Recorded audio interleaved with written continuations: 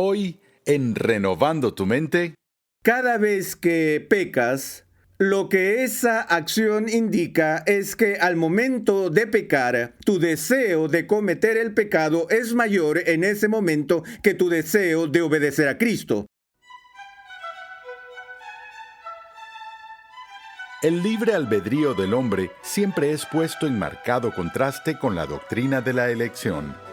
Los críticos de esta doctrina aseguran que la misma opaca o anula el libre albedrío. Hoy el Dr. Sproul, en la continuación de la serie Escogidos por Dios, nos ayudará a ver que los dos conceptos en realidad no están en desacuerdo. Sintonízanos hasta el final de este episodio para que te enteres de cómo puedes conseguir la guía de estudio para esta serie totalmente gratis. Regresemos al aula de clases con el Dr. R.C. Sproul en la voz de Pepe Mendoza. Quiero llamar su atención a una evaluación de lo que entendemos al decir las palabras libre albedrío. ¿Qué significa tener libre albedrío? ¿Qué significa ser un agente moral libre, una criatura volitiva bajo la soberanía de Dios? En primer lugar, déjenme decir que hay distintos puntos de vista en cuanto a lo que incluye el libre albedrío, que se usan en nuestra cultura, y creo que es importante que reconozcamos estos puntos de vista. Al primero lo voy a llamar el punto de vista humanista, el cual diría que es la posición más ampliamente aceptada de la libertad humana que encontramos en nuestra cultura. Y me entristece decir, en mi opinión, que es la postura más difundida dentro de la Iglesia, así como fuera de ella. En este esquema, el libre albedrío es definido como nuestra capacidad para elegir de forma espontánea. Las elecciones que hacemos no están de ningún modo condicionadas o determinadas por prejuicios, inclinaciones o disposiciones previas. Permítanme repetirlo, tomamos decisiones de forma espontánea, sin antecedentes previos a la decisión que determinen nuestra elección, sin prejuicios, sin preferencias o inclinaciones previas. Viene literalmente por sí misma como una acción espontánea de la persona. Ahora, desde el principio puedo ver dos problemas serios que enfrentamos como cristianos con esta definición de libre albedrío. El primero es un problema teológico o moral. El segundo es un problema racional. Y en realidad debería decir que hay tres problemas, ya que todo el tema se centrará en el tercero. Pero empecemos viendo en este momento dos problemas. El primero es, como dije, un problema teológico o moral. Si nuestras elecciones son hechas meramente de forma espontánea, sin inclinación previa, sin preferencias, en cierto sentido lo que estamos diciendo es que no hay razón alguna para tal elección. No hay motivación o motivo para la elección. Solo sucede de forma espontánea. Y si así operan nuestras elecciones, entonces enfrentamos inmediatamente este problema. ¿Cómo podría tal acción tener algún significado moral? Porque una de las cosas, por ejemplo, que la Biblia se preocupa en cuanto a las elecciones que hacemos, no es solo lo que elegimos, sino cuál fue nuestra intención al hacer esa elección. Recordamos, por ejemplo, la historia de José cuando fue vendido como esclavo por sus hermanos. Cuando él se reúne con ellos años más tarde y ellos se arrepienten de ese pecado, ¿qué le dice José a sus hermanos cuando los acepta y los perdona? Él dice: vosotros pensasteis hacerme mal, pero Dios lo tornó en bien. Así que Dios hizo una elección al respecto. Dios había elegido, al menos al permitir que esto pasara y que le sucediera a José. Sus hermanos tomaron una decisión en cuanto a qué hacer con José. Su inclinación al hacerla fue perversa. Dios también hizo una elección al permitir que esto suceda, pero la razón de Dios, la intención de Dios en este acto era completamente justa y santa. Entonces Dios, al considerar una buena obra, por ejemplo, no solo examina la acción externa en sí, el hecho, sino que también considera el qué, las motivaciones internas, la intención detrás del hecho. Pero si no hay motivaciones internas, si no hay intenciones, no hay intencionalidad real, usando el término filosófico, entonces, ¿cómo podría la acción tener algún significado moral? Solo sucede. Pero incluso más profundo que este problema, nos enfrentamos de inmediato a la pregunta de si en realidad se podría o no hacer tal elección. No simplemente si sería moral si se hiciera, sino que podría incluso una criatura sin ninguna disposición previa, inclinación, preferencia o razón hacer una elección. Veamos esto con un par de ejemplos. Si no tengo una inclinación o disposición previa, lo atractivo de esta idea es que eso significaría que mi voluntad es neutral. No está inclinada ni a la izquierda ni a la derecha. No está inclinada hacia la rectitud ni hacia el mal, sino que es simplemente neutral. No hay inclinación o preferencia previa.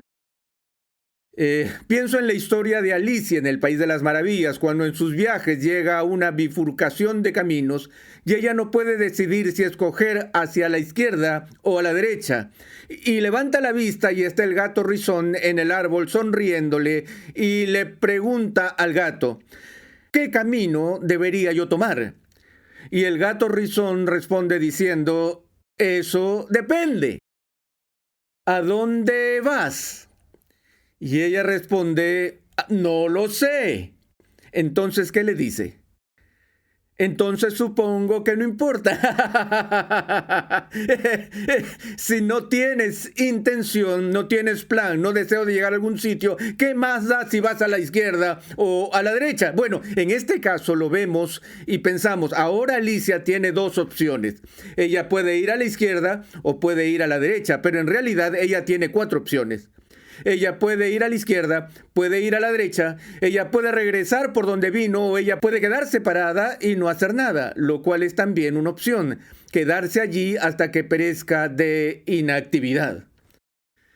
Así que tiene 4 opciones y la pregunta que nos haremos es, ¿por qué tomaría alguna de esas 4 opciones? Si no tuviese razón alguna o inclinación detrás de la elección, si su voluntad fuera completamente neutral, ¿qué le sucedería a ella en realidad? Si no hay razón para preferir a la izquierda o a la derecha, permanecer allí hasta el punto de regresar, ¿qué opción ella elegiría? Ella no haría una elección, ella estaría paralizada. Entonces, el problema que tenemos con la noción humanista de libertad es que se trata del mismo problema del conejo fuera del sombrero, que se queda sin sombrero y sin mago. Es algo que sale de la nada, un efecto sin una causa. Una elección espontánea, en otras palabras, es una imposibilidad racional. Tendría que ser un efecto sin una causa. Ahora, solo de paso, añadiría que desde una perspectiva bíblica, desde una perspectiva cristiana, el ser humano en su caída no se ve como estando en un estado de neutralidad con respecto a las cosas de Dios. Él tiene un prejuicio, él tiene un sesgo, él tiene una inclinación, y su inclinación es hacia la maldad y lejos de las cosas de Dios. Pero permítanme decirlo de paso, al observar varios puntos de vista cristianos sobre la libertad de la voluntad, Personalmente pienso que el mejor libro que se haya escrito en este tema se titula simplemente La libertad de la voluntad, escrito por el más grande erudito de Estados Unidos, Jonathan Edwards. Y dicho sea de paso, esa designación del mejor erudito de Estados Unidos no es mía, viene de la Enciclopedia Británica, que ha votado a Jonathan Edwards como la más grande mente erudita que los Estados Unidos jamás haya producido, y su obra, La libertad de la voluntad, creo que es la evaluación más profunda y el análisis de esta espinosa pregunta que yo haya leído. Por supuesto, la famosa obra de Martín Lutero sobre la esclavitud de la voluntad es también uno muy importante que creo que los cristianos tienen que leer. Pero veamos por un momento la definición de Edwards acerca de la libertad de la voluntad.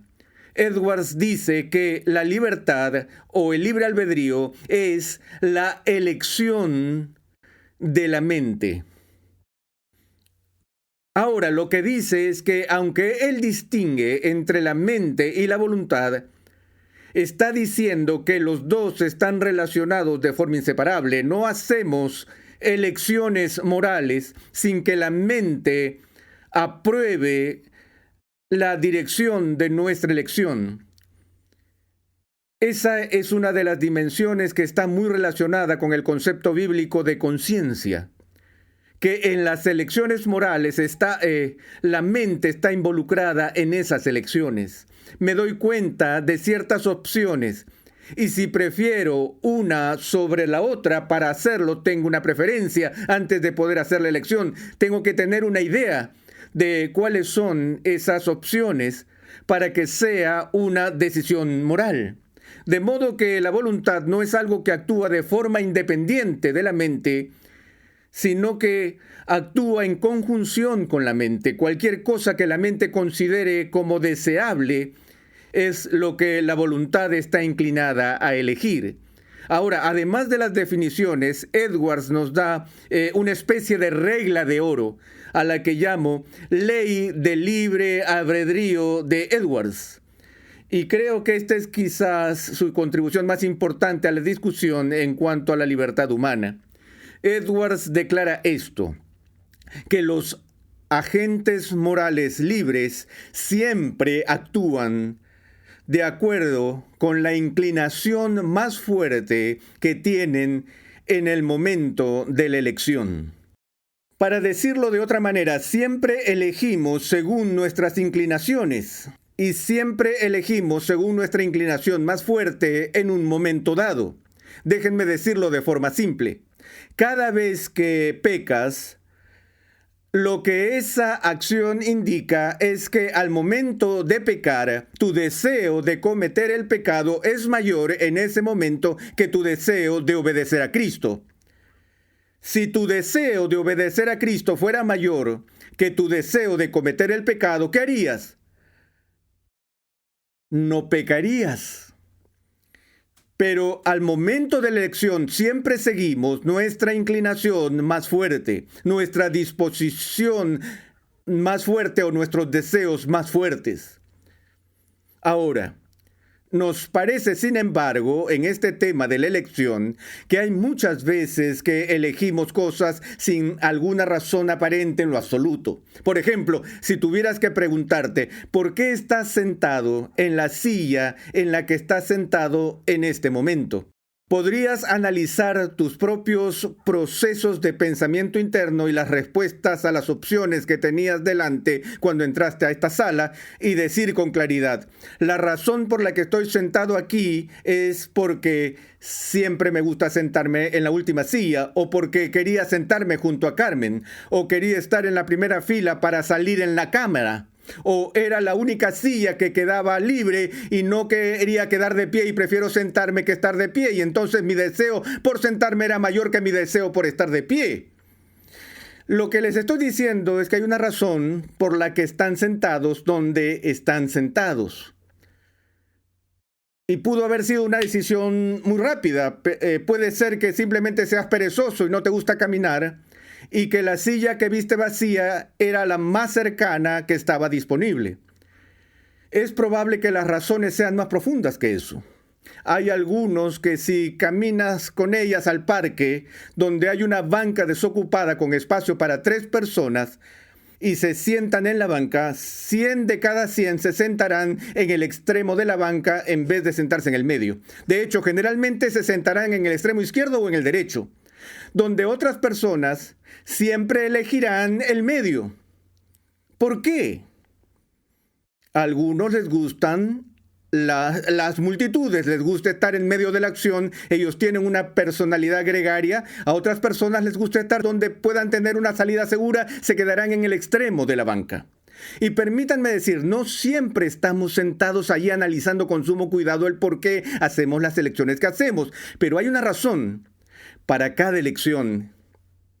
Y siempre actuamos de acuerdo con la inclinación más fuerte de ese momento. Ahora, hay 2 cosas que podemos plantear de inmediato para objetar la ley de elección de Edwards. La primera es, bueno, puedo decirte que muchas veces he hecho cosas que en realidad no quería hacer y he experimentado coerción.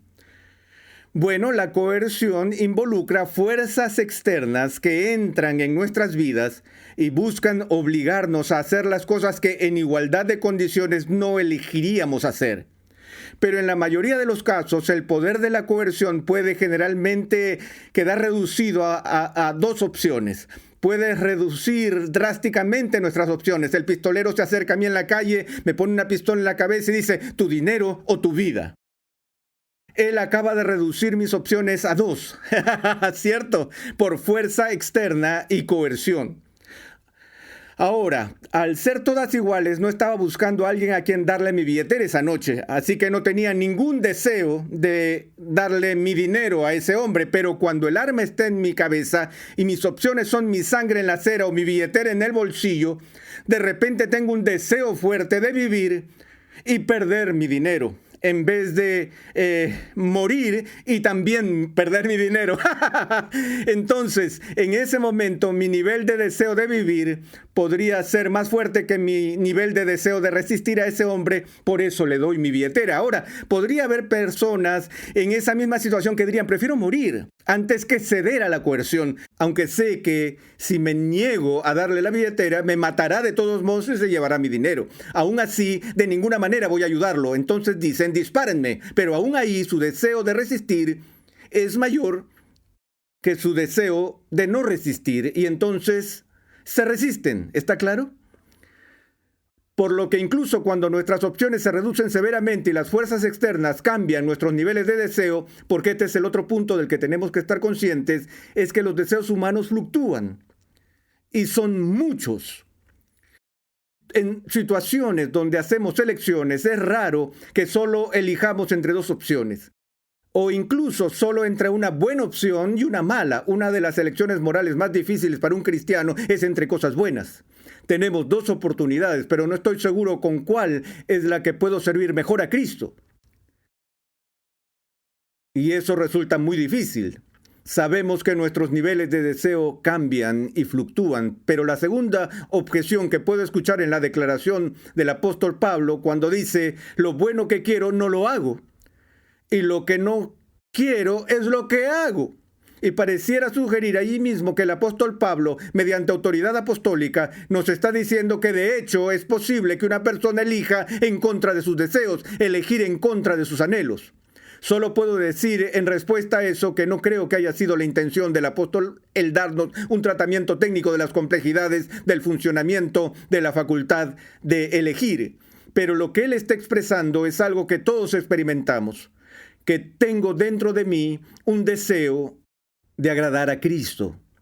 Pero ese deseo presente no siempre triunfa cuando llega el momento de la verdad. Todo es igual como cristiano. Si me dijeras, Arsi, ¿te gustaría liberarte del pecado? Yo diría, por supuesto que me gustaría ser libre del pecado. Sin embargo, lo digo ahora hasta que la tentación del pecado me presione y mi deseo por ese pecado se intensifique y luego me rindo a él libremente. Porque cuando obro y actúo según mis deseos, estoy obrando y actuando libremente. Calvino, al examinar el asunto del libre albedrío, dijo: si queremos decir por libre albedrío que el hombre caído tiene la capacidad de elegir lo que quiere, entonces, por supuesto, el hombre caído tiene libre albedrío. Si queremos decir con este término que el hombre en su estado caído tiene el poder moral y la capacidad de elegir la rectitud, entonces Calvino dijo: el libre albedrío es un término demasiado grandioso como para aplicarlo al hombre caído. Y con esa opinión yo estaría de acuerdo.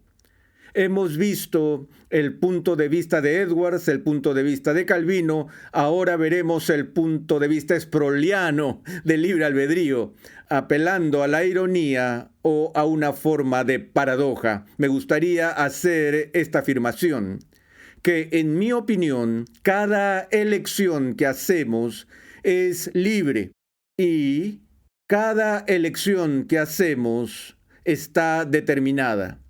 Cada elección que hacemos es libre y cada elección que hacemos está determinada. Ahora, eso suena completamente contradictorio porque normalmente vemos las categorías de determinar y libre como categorías mutuamente excluyentes. Decimos que si algo está determinado por otra cosa, quiere decir que es causado por otra cosa, pareciendo indicar que no puede ser libre.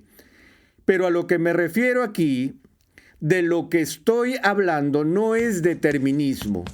El determinismo significa que las cosas me pasan estrictamente en virtud de fuerzas externas. Pero además de las fuerzas externas, que son factores determinantes en lo que nos pasa, también hay fuerzas internas que son factores determinantes. Lo que hemos estado diciendo junto con Edwards y Calvino es que si mis elecciones fluyen de mi disposición y de mis deseos, y si mis acciones son un efecto que tienen causas y razones detrás de ellas, entonces mi deseo personal, en un sentido muy real, determina mi elección personal. Ahora, si mis deseos determinan mi elección, ¿cómo puedo ser libre? Recuerdan que dije que en cada opción nuestra elección es libre y determinada, pero lo que la determina soy yo. Y a esto le llamamos auto. Tú la completas con determinación, autodeterminación. Lo cual no es la negación de la libertad, sino la esencia de la libertad. Para que mi yo pueda determinar sus propias elecciones, es de lo que se trata el libre albedrío. Bueno, necesito parar porque mi tiempo se está acabando y solo quisiera decir que en nuestra próxima sección veremos esto desde una perspectiva bíblica para ver lo que la Biblia dice de la capacidad moral del ser humano, la falta de ella con respecto a las cosas de Dios.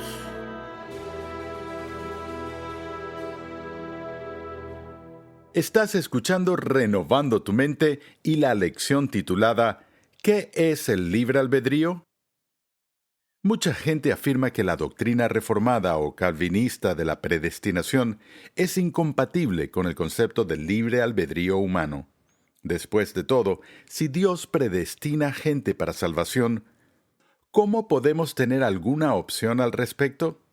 En esta lección, el Dr. R.C. Sproul ha corregido algunas de las suposiciones erróneas que la gente tiene sobre el libre albedrío y nos ha ayudado a entender la relación entre la soberanía de Dios y la elección humana. Te agradecemos mucho la sintonía en el día de hoy. Suscríbete a nuestro canal oficial en YouTube, Ligonier Español, para así disfrutar de todo el material de enseñanza que allí tenemos a tu disposición completamente gratis y en español. Además, síguenos en las redes sociales y comparte nuestras publicaciones con tus familiares y amigos. En Juan capítulo 6, versículo 65, Jesús dice algo que podría escandalizarte. Nadie puede venir a mí si no se lo ha concedido el Padre. En el próximo episodio de esta serie Escogidos por Dios, R.C. Sproul nos recuerda que la salvación es una obra exclusiva de Dios.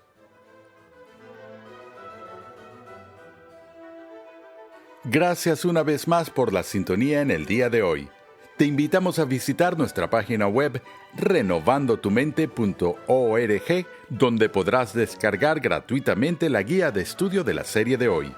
Allí, además, encontrarás una amplia variedad de recursos tales como episodios pasados, artículos y contenido multimedia, con la finalidad de cumplir con nuestra misión de proclamar, enseñar y defender la santidad de Dios en toda su plenitud a tantas personas como sea posible. Para contactarnos, por favor, envíanos un correo electrónico a programa@renovandotumente.org con tus preguntas, testimonios y comentarios. Dios llama a su pueblo a ser transformado por la renovación de su mente. Es por esta razón que transmitimos una enseñanza que expone las glorias de Dios reveladas en la Biblia en el contexto de la cultura, la filosofía, la apologética, la ética y la historia de la Iglesia. Renovando tu Mente es una producción de los Ministerios Ligonier, la confraternidad de enseñanza del Dr. R.C. Sproul. Nuestra misión, pasión y propósito es ayudar a las personas a crecer en su conocimiento de Dios y su santidad. Te invitamos a sintonizarnos nuevamente en esta misma emisora y en este mismo horario y a unirte a nuestra comunidad virtual en las redes sociales.